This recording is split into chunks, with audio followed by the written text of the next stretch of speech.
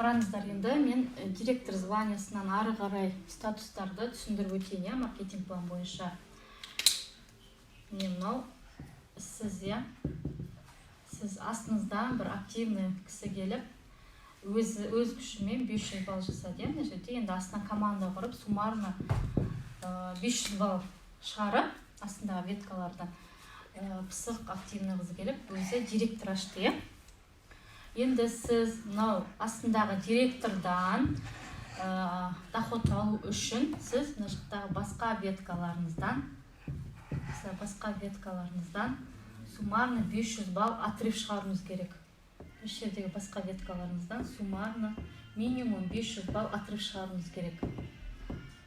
Сонда мынау директордан сіз процент аласыз.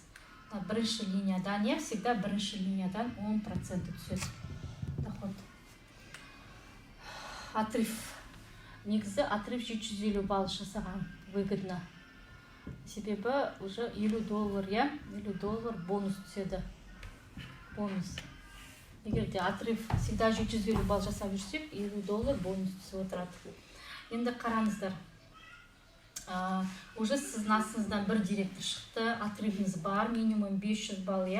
Сіз уже серебряный директорсыз. Серебряный директорсыз.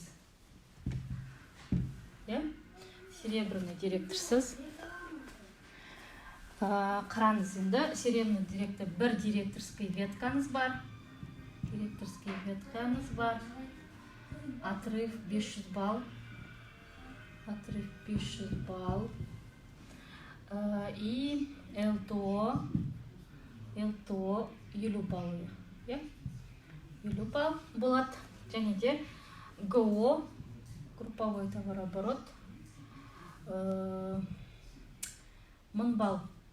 1000 баллдан жоғары болу керек.